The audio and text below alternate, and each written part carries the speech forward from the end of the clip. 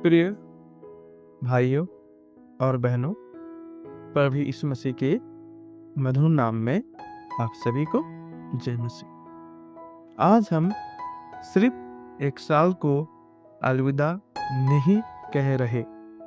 आज हम एक सोच को, एक विचार को भी अलविदा कहने आए हैं कि हमें बार बार परमेश्वर की क्षमा मांगनी है।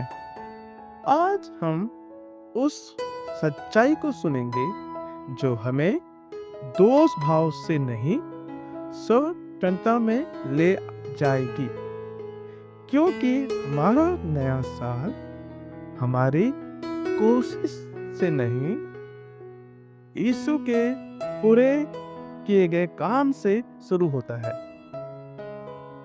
नमस्कार मित्रों, मैं ये लेख उन क्षमा प्रार्थनाओं पर कुछ महत्वपूर्ण बातें रखने के लिए बोल रहा हूं जो आज कई कलीसिया में की जाती है, कई सारी चर्चेस में आज भी किए जाते हैं, विशेषकर जब हम नए वर्ष में प्रवेश करते हैं तो अनेक आराधना केंद्रों में बार बार पश्चाताप की प्रार्थनाएं कराई जाती है।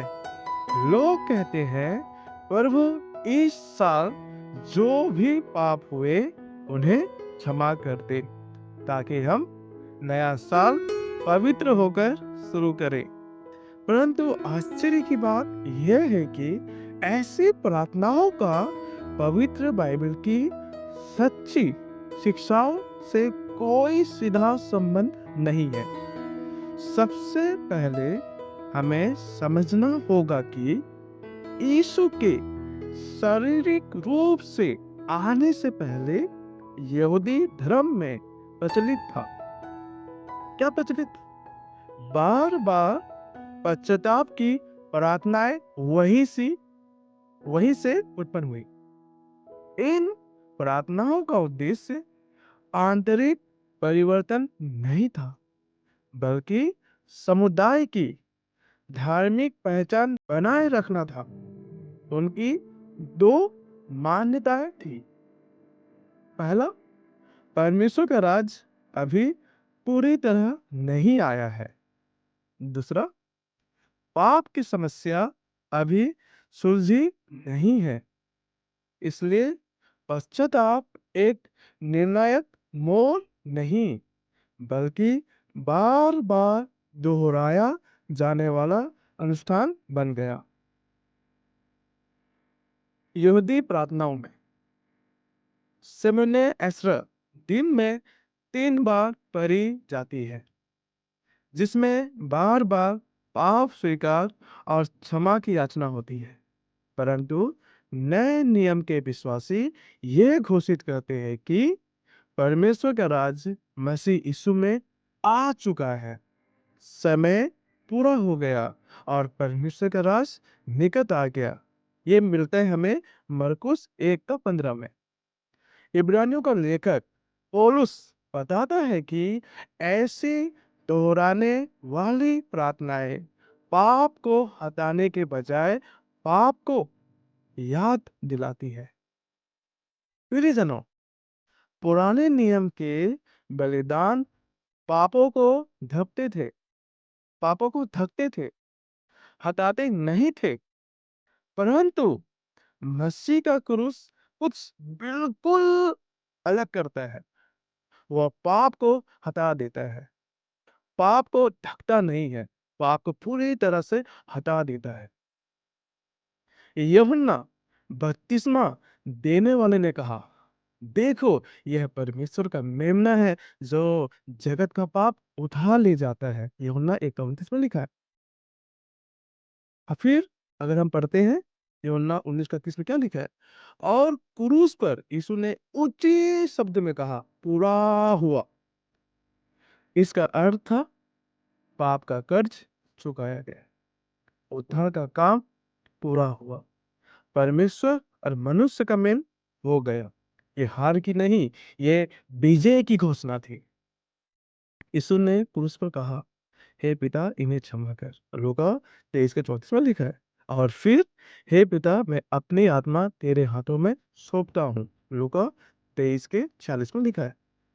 तो यीशु ने पहले ही हमारे लिए क्षमा मांग ली थी और पिता ने उसे स्वीकार कर लिया। विषय 2 का 13 में कहता है उसने हमारे सब अपराधों को क्षमा कर दिया। देखा आपने क्या लिखा वहां पे? सुना आपने? उसने हमारे सब अपराधों को क्षमा कर दिया। कौन? किसने? यीशु की बात कर रहे हैं यहाँ पे। यीशु ने हमारे सब अपराध क्या कर दिया है? क्षमा कर दिया है। कोई भी बाकी नहीं छोड़ा। और इब्रानियों 10 का 17 में परमेश्वर कहता है मैं उनके पापों को फिर कभी स्मरण ना करूंगा। अगर परमेश्वर याद नहीं करता तो हम बार बार डर के साथ क्यों याद करते हैं? इसका अर्थ यह है कि हम दोषी नहीं धर्मी ठहराए गए हैं। रोमियो 5 के 1 वचन में दूर नहीं हम निकट लाए गए हैं। इफिसियों 2 का 13 में लिखा है। हम दास नहीं हम परमेश्वर के संतान हैं। रोमियो 8 के 15 में लिखा है। दंड में नहीं अनुग्रह में है। रोमियो 8 के 1 में लिखा है। प्रियजनों, आप पापी नहीं जो संत बनने की कोशिश कर रहे हैं, धर्मी पवित्र सिद्ध बनने की कोशिश कर रहे हैं। आप पहले से ही संत हैं। आप पहले से ही धर्मी पवित्र सिद्ध हैं, जिन्हें यीशु ने अपने लहू से धोया है। आप में से कोई पूछ सकता है अब जो हम गलतियां करते हैं उनका क्या? अब जो पाप करते हैं उनका क्या? ऐसा आप लोगों के मन में क्वेश्चन आ सकता है। पर बाइबल क्या कहती है? बाइबल को देखते हैं। बाइबल कहती है तेरी दुष्टता तेरे जैसे मनुष्य को ही हानि पहुंचाती है। मतलब मेरी दुष्टता मेरे जैसे मनुष्य को हानि पहुंचाती है। कहाँ लिखा है ये लिखा है अय्यूब 35 में 35 का 6 और 8 में लिखा है। हमारी गलतियां रिश्तों को चोट पहुंचाती है, पर क्रूस के सामने हमारी स्थिति नहीं बदलती। इसलिए हम मनुष्य से क्षमा मांगते हैं। हम अपने रिश्ते को ठीक करते हैं क्षमा मांग के। पर परमेश्वर से भीख नहीं मांगते। परमेश्वर को हम धन्यवाद देते हैं। अगर आप विश्वास करते हैं तो आप मेरे साथ जोर से कहिए मैं क्षमा पाया हुआ हूँ। मैं मसीह में धर्मी हूँ। मैं मसीह में पवित्र हूँ। मैं मसीह में सिद्ध हूँ। मेरे लिए क्रूस पर सब पूरा हुआ। आज साल के आखिरी दिन मैं आपको बुलाता हूँ, दोष भाव से बाहर, डर से बाहर और झूठी पहचान से बाहर, और आपको बुलाता हूँ अनुग्रह की स्वतंत्रता में, मसीह की पूरी की हुई जीत में, अनुग्रह के सिंहासन के पास हिवाओं से चले। इब्रानी 4:16 में लिखा है। आइए प्रार्थना करें। स्वर्गीय पिता, हम यीशु के क्रूस के लिए तेरा धन्यवाद करते हैं। धन्यवाद कि तूने हमारे सब पापों को क्षमा कर दिया। आज हम हर दोष भाव, हर डर, हर झूठी सोच को त्यागते हैं। पवित्र आत्मा हर सुनने वाले के मन को नया कर, हर टूटे दिल को चंगा कर, हर बंधन को तोड़ दे। प्रभु नया साल उनके लिए अनुग्रह, शांति, उनके लिए अनुग्रह, शांति, चंगाई और आत्मिक बढ़- बढ़ोतरी का साल हो। वे डर से नहीं बल्कि विश्वास और स्वतंत्रता में चले। यीशु के सामर्थी नाम में हम प्रार्थना करते हैं। आमीन। प्रियजनों, याद रखिए हम क्षमा पाने के लिए नहीं जीते, बल्कि इसलिए जीते हैं क्योंकि हम क्षमा पाए हुए हैं। क्रूस पर सब पूरा हो गया है। नया सा मुबारक हो। प्रभु यीशु मसीह की अनुग्रह आप सब पर बना रहे।